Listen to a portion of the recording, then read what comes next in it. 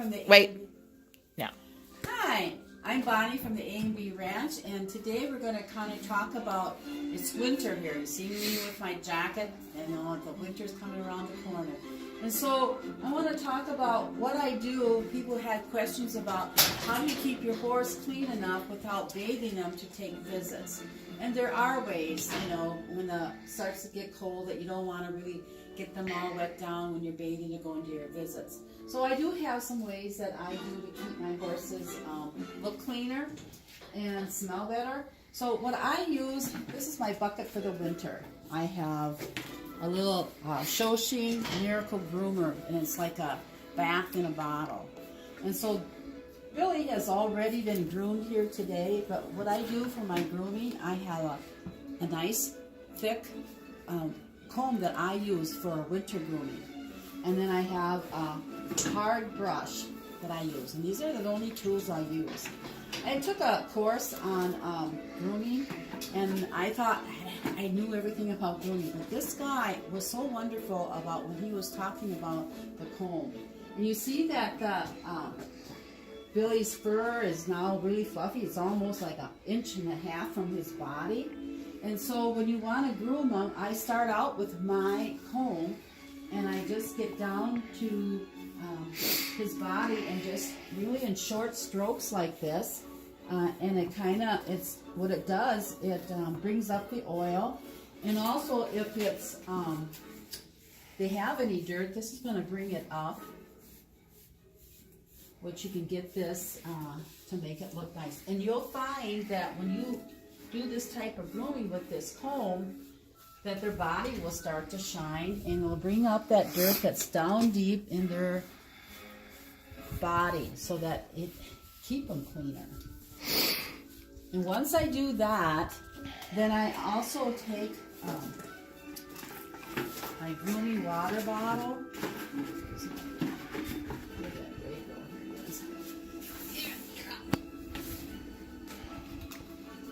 And you want to spray them going in the opposite direction to get the dirt out.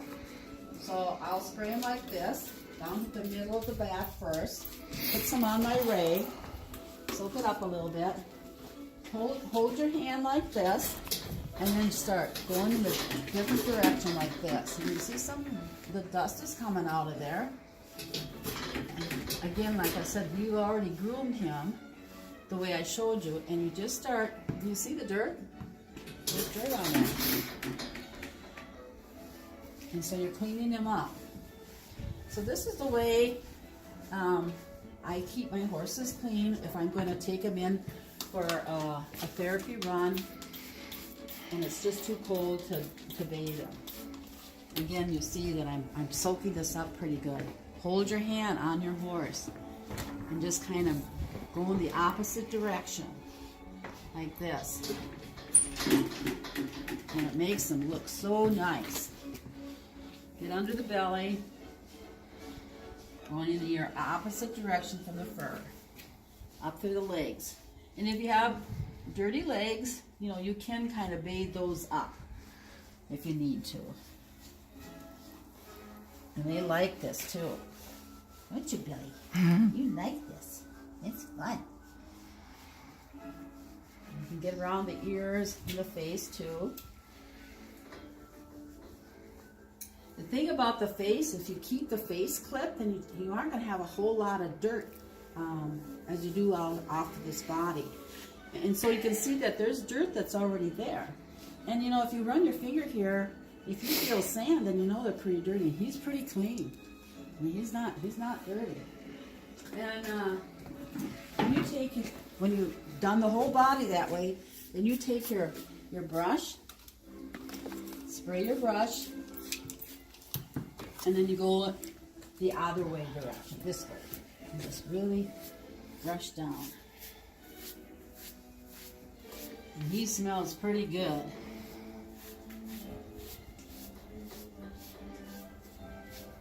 Now I'm just doing one side here because of time purposes, but you all get the idea. And the other thing is that I really like this the Shoshi Miracle Grooming. I really like it, and I always put it on my horse's mane and tail all the time through the winter, so that their mane and tail doesn't have that ugly, icky, greasy feeling. And so I always spray it and shake this up, and I just give them and this will keep their mane nice and clean for you. I mean, of course, bathing is the best, of course, but this is for your winter months if you want to do your Christmas runs. And it just keeps them nice, keeps the snarls out of it, keeps your mane healthy. Now bringing it over the other way. And if you find it, dirty, which his is not, his is really clean, then you just add more of that to it. Yeah, and it makes their mane so nice, when the spring comes and you can get into washing their manes. The other thing I do, for grooming them for cold visits, like winter visits. I'm not a winter person, so I don't do a lot of winter visits. But November, I do some of them. And so, come up here, you want to make sure you clip them. And that will give them a lot better look when you take them into facilities. And also, like the down of their legs here, you see that he's starting to get a lot of this going on. Now, hold that there. So I will clip some of that off, because if I want to put the shoes on, I've got scissors. Scissors. Go over here and get my other scissors. So what I'll do is, when that starts to come, I want to clip this off, because it'll make your shoes fit a lot better than trying to cram that hair in there.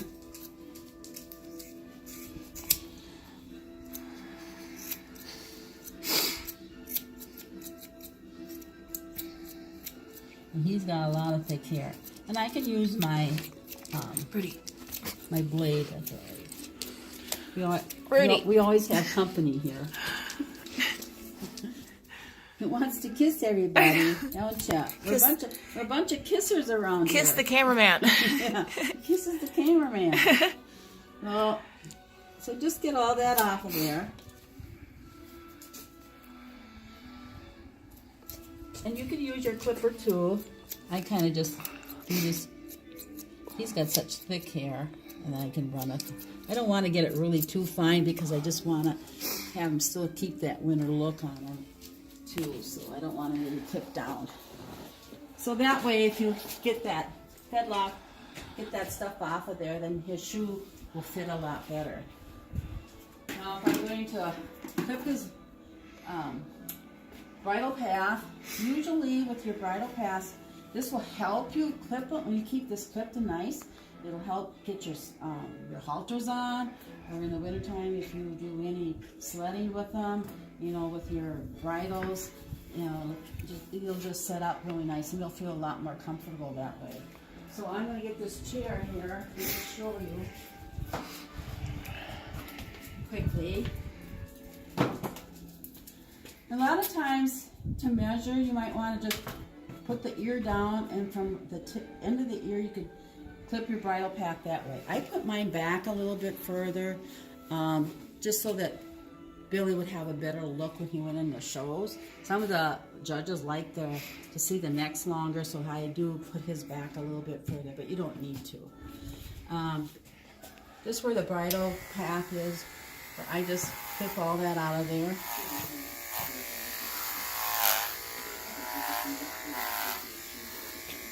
And I'm using an Andes clipper, and it's doesn't have any cord to it. It's cordless, which makes it kind of nice. And I'll just lift this up here a little bit. Take this off. I have a rope halter on Billy, and so you can put it around his neck so that you can get at it better. Let's see. probably want to get out of this side. I'll come over this side. So I'm putting out the, and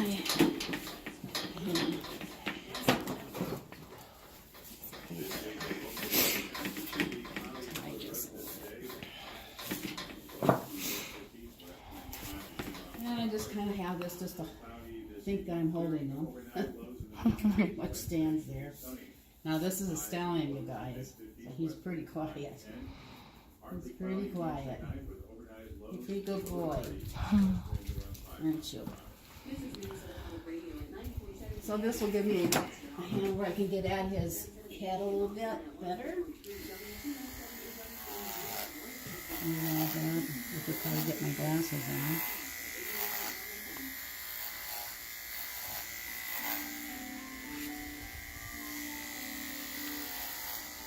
And he was ready to have a clip here. And this makes it nice in the spring when I'm going to start clipping them, but I don't have all this hair up here. Because they get a lot of hair in the winter. Especially Billy. He looks like a big buffalo. Get all that out of there. And the thing is, when you clip them in the winter like this, if you make a mistake, it's not a big deal because they'll grow it back. So if you haven't really clipped, don't worry about it. Just try it.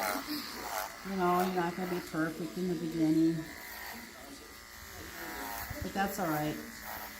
The spring, it'll all be back there, and then you can try it again.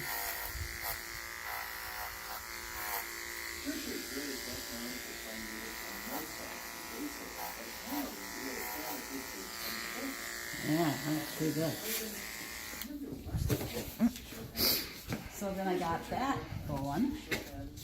And then I want to get along his jaws to get this extra hair off here.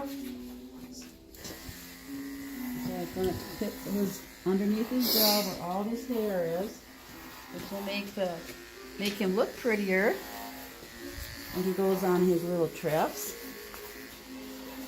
And also will make the halter fit better. Get all that out of there. And then I slip and put my clipper and I go the opposite direction, just barely go down the face where it takes a little bit of that hair off so it isn't quite so fuzzy.